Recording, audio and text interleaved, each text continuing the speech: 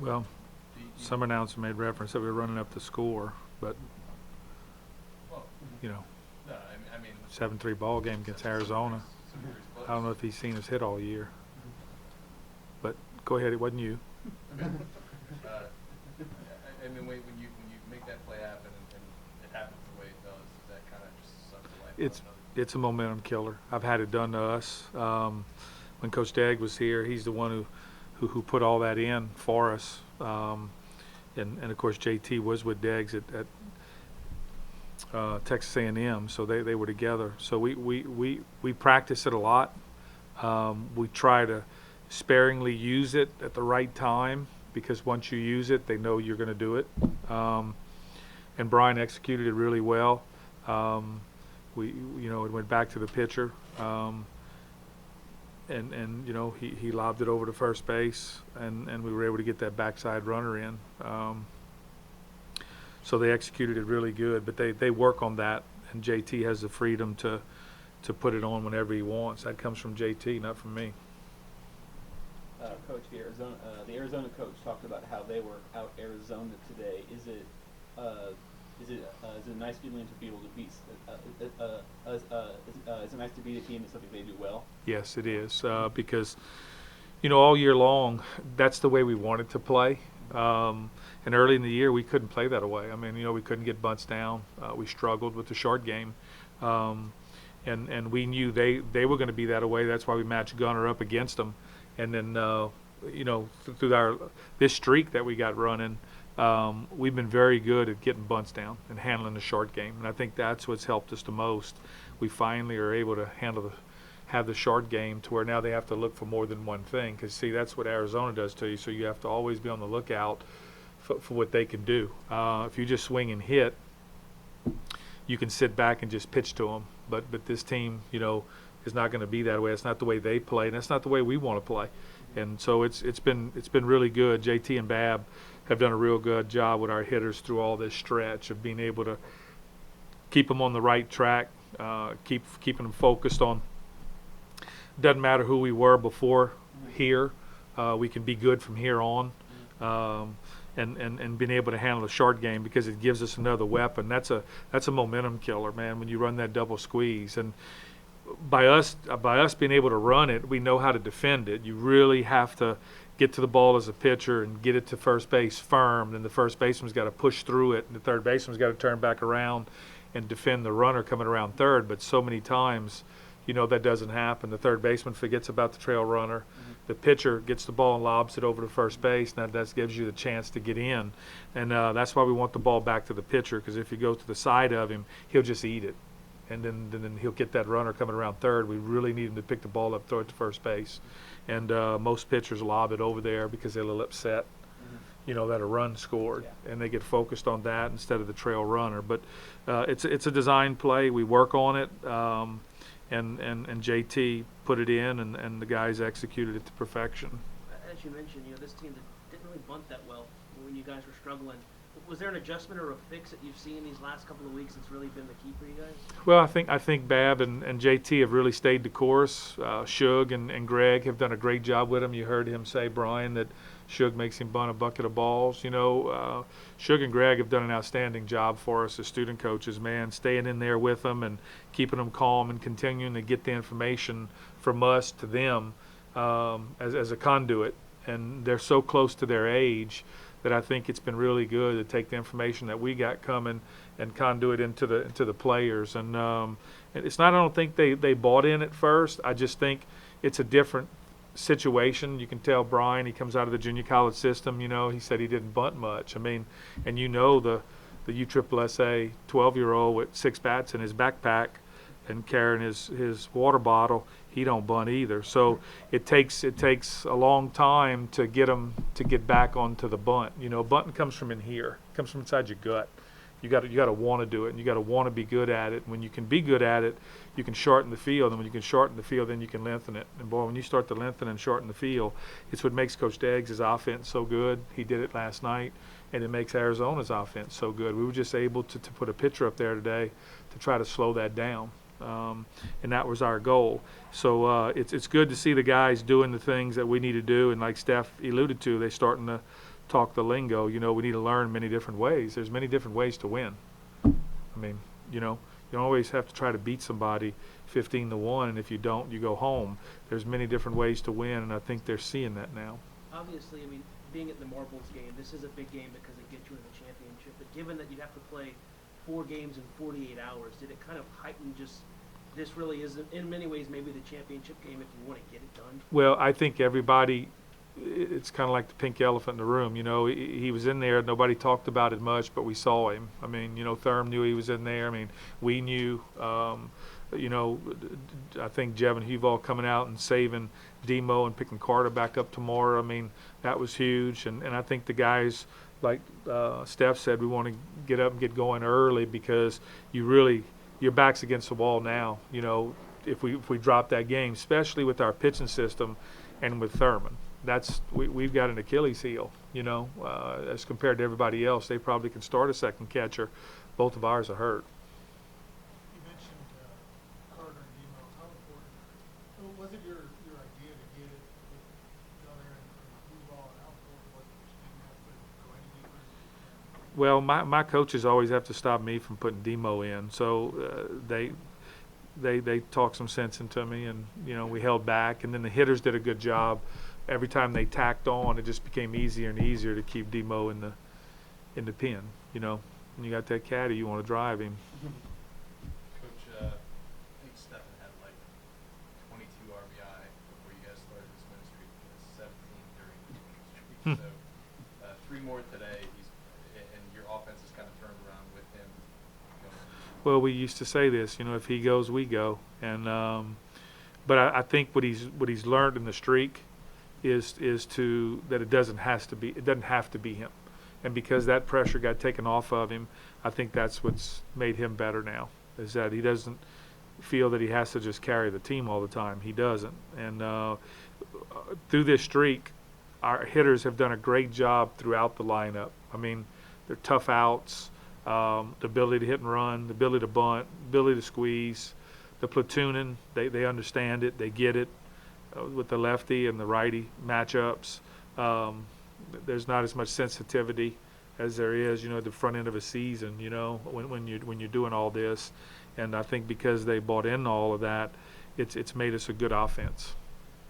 Kind of off that. Yep.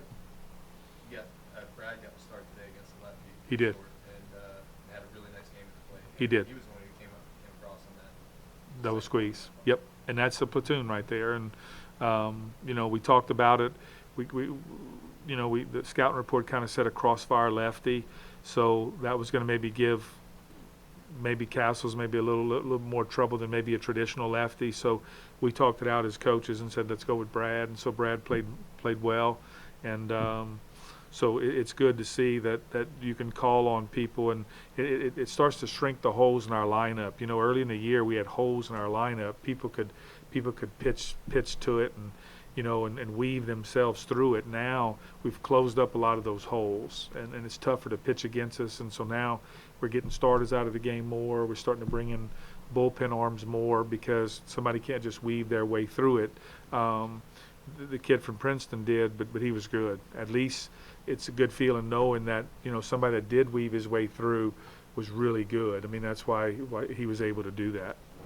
Coach, your team jumped on Arizona for 3 runs in the first inning, and then instead of leaving off the pressure, they went for the jugular runs in 4 straight innings. To you, is that kind of the mark of victory there? Well, we early in the year again, we'd sit around for a long time before we'd score, and a lot of times we score 1 run here and 1 run there, and now they're starting to learn how to stay in big innings and how to try to put up a 3-run inning. We pitch against the 3-run inning, and we want to hit towards it. And there's only one way to do it.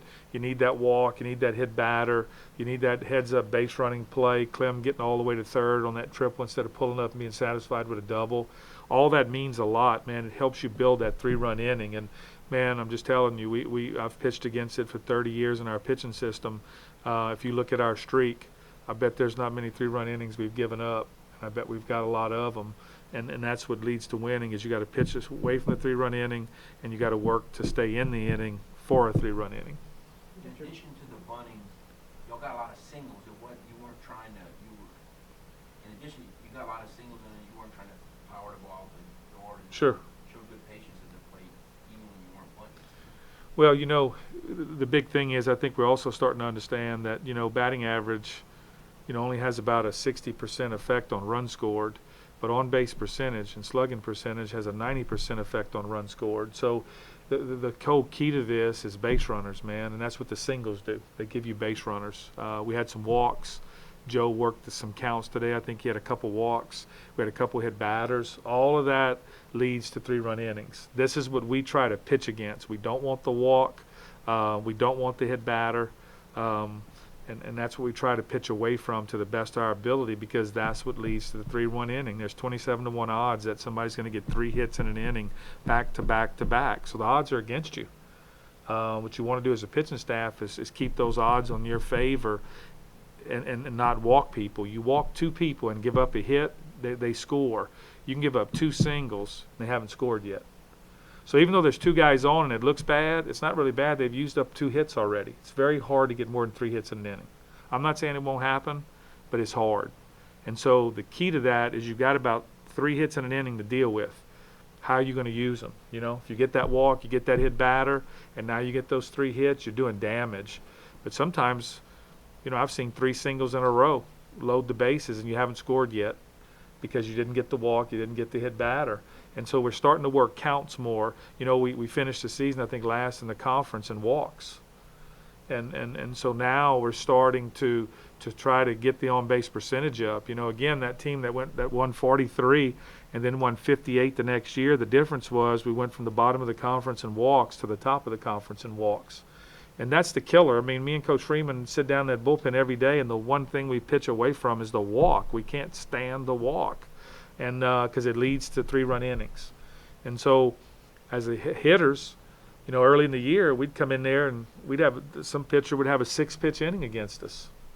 I mean, first guy flew out, next guy hit a 2-hopper to the second baseman, next guy flew out, and the inning was over already, And I think through this streak, I think the guys are getting better at starting to work counts, hit deeper in counts, and really work counts, man. You got to work counts. And I think we didn't do a good job of that early in the year, and I think we're doing a good job of that through the streak. And I think JT and Bab have done a real good job of taking them and making them understand that it doesn't matter who you were. From this point on, let's be this. And they've bought into it. You've had a lot of success here in your 20-something years. This will be a 4th straight year in a regional final, which never has been done. What's that say kind of where this program's at right now for you? Well, we got a saying all the time that, we might be a mid-major, but we don't want to play like it or look like it. And it's an honor and a privilege to be here. I'm going to tell you that because we put a lot of sweat equity into this. We spent a lot of time trying to talk to them about weak-mindedness and don't let somebody else place you. Don't let somebody else tell you where you should be.